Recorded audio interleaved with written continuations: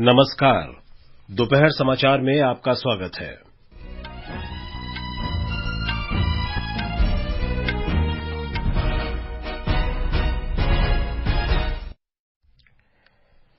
प्रधानमंत्री नरेंद्र मोदी ने फिजियोथेरेपी पर आयोजित सम्मेलन को संबोधित किया। कहा, योग को साथ जोड़ने से फिजियोथेरेपी की शक्ति कई गुना बढ़ जाती है। वित्त मंत्री निर्मला सीतारामन ने कहा, नई कर व्यवस्था का उद्देश्य मध्यम वर्ग पर बोझ कम करना है। त्रिपुरा, मेघालय और नागालैंड में विधानसभा चुनाव के लिए सभी दलों के वरिष्ठ नेता प्रचार में जुटे। प्रधानमंत्री ने त्रिपुरा के अंबासा में रैली को संबोधित किया।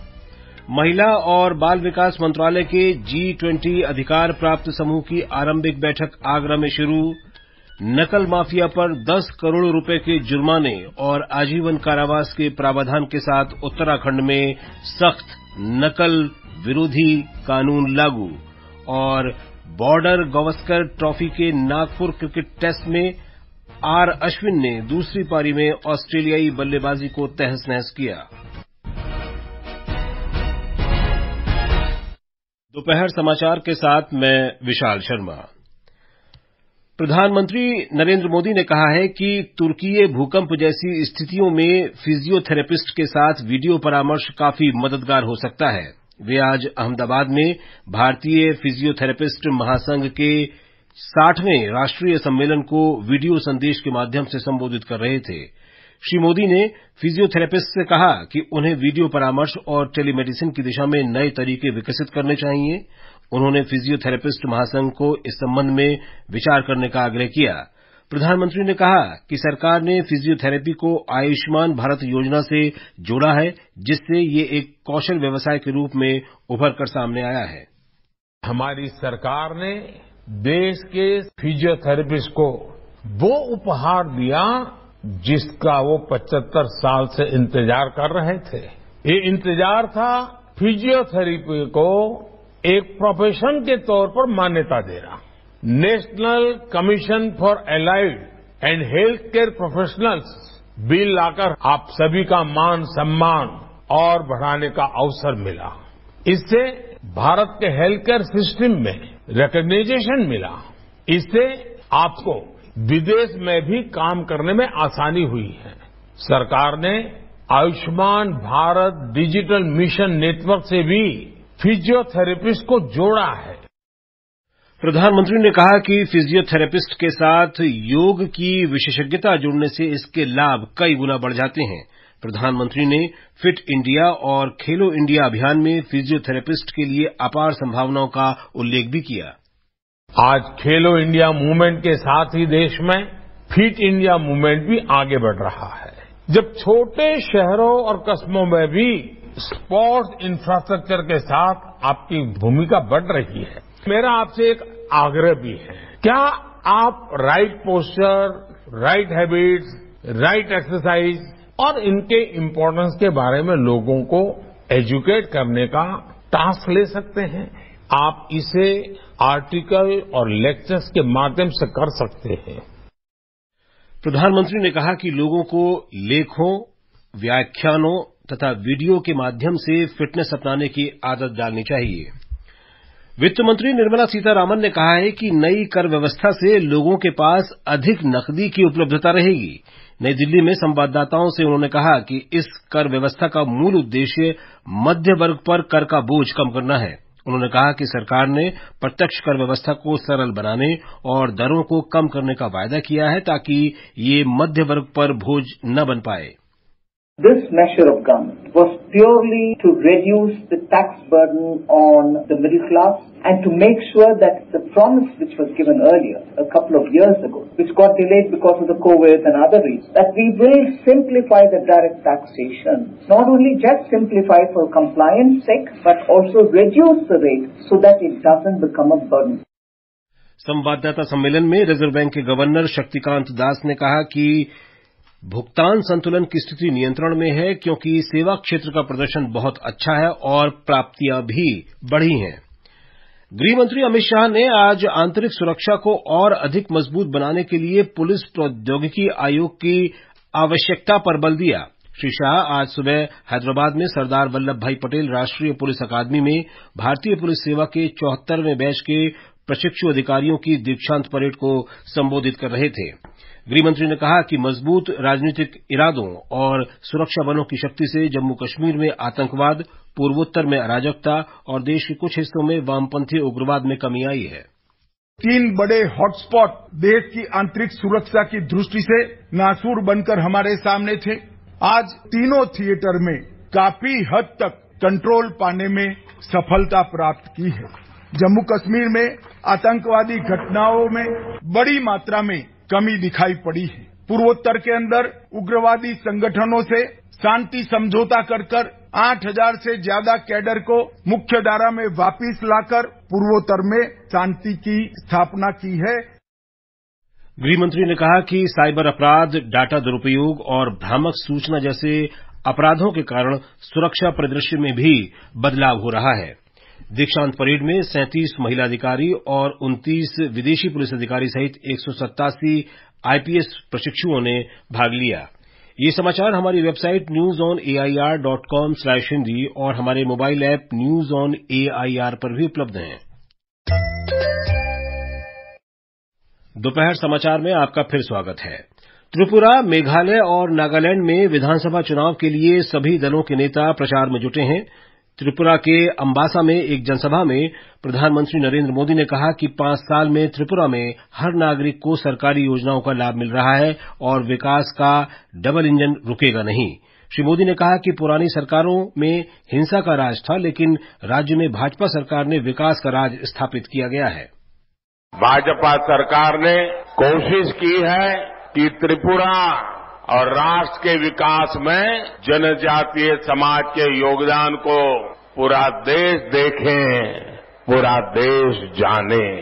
दशकों तक कांग्रेस और वामपंथियों के शासन ने त्रिपुरा को विकास के हर पैमाने पर पीछे धकेल दिया था, लेकिन डबल इंजन की सरकार सिर्फ 5 वर्षों में ही त्रिपुरा को तेज विकास की पटरी पर ले आई है।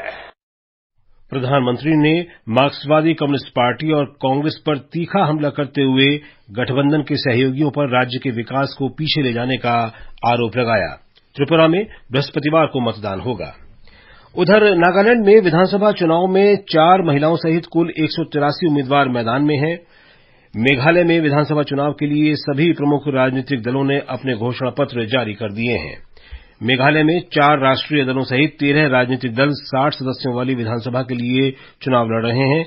राष्ट्रीय दलों में भारतीय जनता पार्टी, भारतीय राष्ट्रीय कांग्रेस, नेशनल पीपुल्स पार्टी और तृणमूल कांग्रेस शामिल हैं।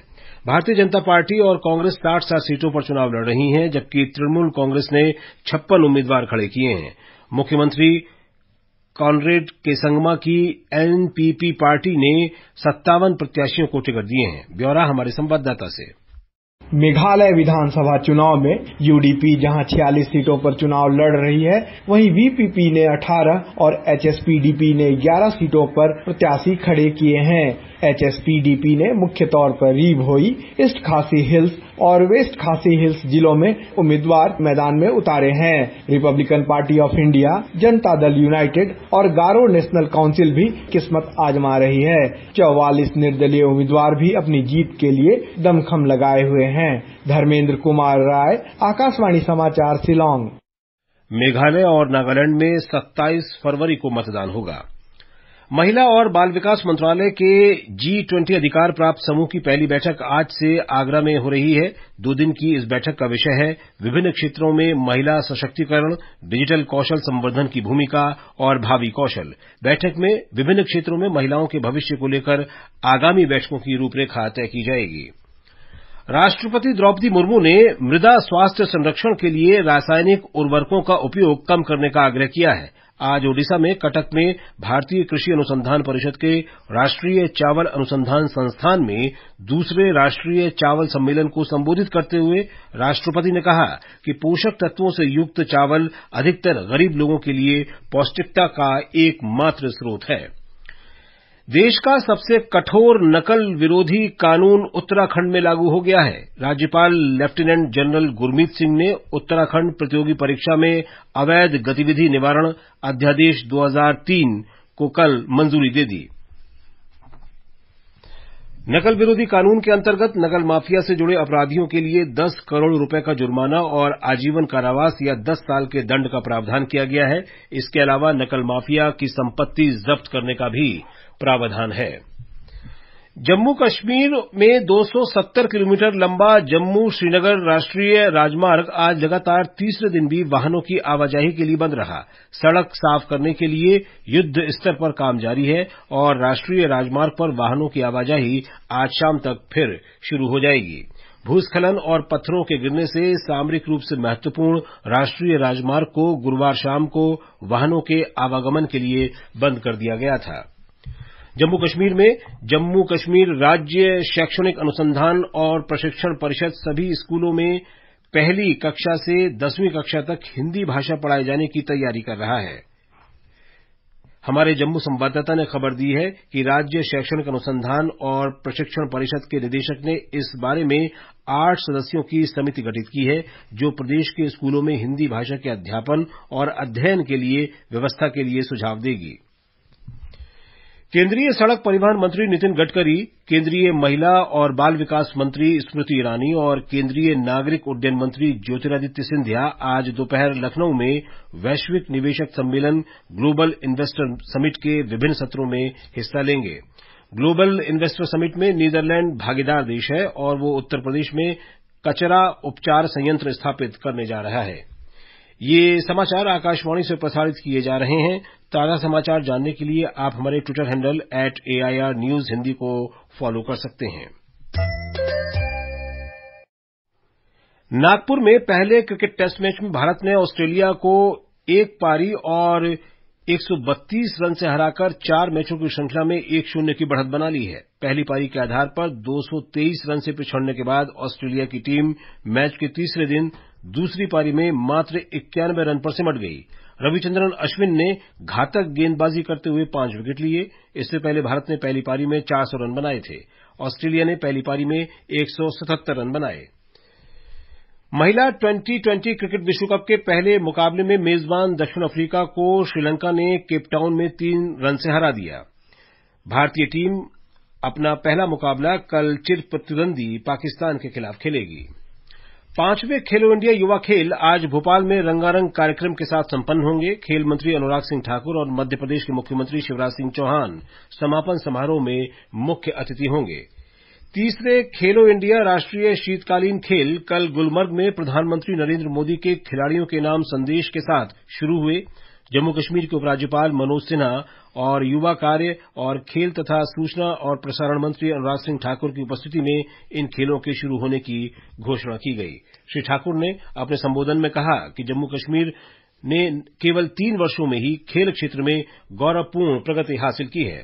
उपराज्यपाल मनोज सिन्हा ने कहा कि तीसरे खेलो इंडिया राष्ट्रीय शीतकालीन खेलों में भाग ले रहे खिलाड़ी प्रधानमंत्री नरेंद्र मोदी के संदेश और आशीर्वाद से प्रोत्साहित होंगे। 9वीं फार्मूला ई की चौथी रेस आज हैदराबाद में आयोजित की जाएगी। सूचना और प्रसारण मंत्री अनुराग सिंह ठाकुर पर्यटन मंत्री किशन रेड्डी के साथ फार्मूला ई चैंपियनशिप का उद्घाटन करेंगे। प्रधानमंत्री नरेंद्र मोदी कल से राजस्थान और कर्नाटक के 2 दिवसीय दौरे पर रहेंगे। 12 फरवरी को प्रधानमंत्री दोपहर करीब 3 बजे दौसा पहुंचकर 18,100 करोड़ रुपए से अधिक की लागत वाली देश की सड़क विकास परियोजनाओं का शिलान्यास और लोकार्पण करेंगे। और अंत में मुख्य समाचार एक बार फिर। प्रधानमंत्री नरेंद्र मोदी ने फिजियोथेरेपी पर आयोजित सम्मेलन को संबोधित किया। कहा, योग को साथ जोड़ने से फिजियोथेरेपी की शक्ति कई गुना बढ़ जाती है। वित्त मंत्री निर्मला सीतारामन ने कहा, नई कर व्यवस्था का उद्देश्य मध्यम वर्ग पर बोझ कम करना है। त्रिपुरा, मेघालय और नागालैंड में विधानसभा चुनाव के लिए सभी दलों के वरिष्ठ नेता प्रचार में जुटे। प्रधानमंत्री ने त्रिपुरा के अंबासा में रैली को संबोधित किया। महिला और बाल विकास मंत्रालय के G20 अधिकार प्राप्त समूह की आरंभिक बैठक आगरा में शुरू। नकल माफिया पर 10 करोड़ रुपए के जुर्माने और आजीवन कारावास के प्रावधान के साथ उत्तराखंड में सख्त नकल विरोधी कानून लागू। और बॉर्डर गावस्कर ट्रॉफी के नागपुर क्रिकेट टेस्ट में भारत ने ऑस्ट्रेलिया को पारी और 132 रन से हराकर 4 मैचों की श्रृंखला में 1-0 की बढ़त बनाई। इसके साथ ही दोपहर समाचार का ये अंक समाप्त हुआ। नमस्कार।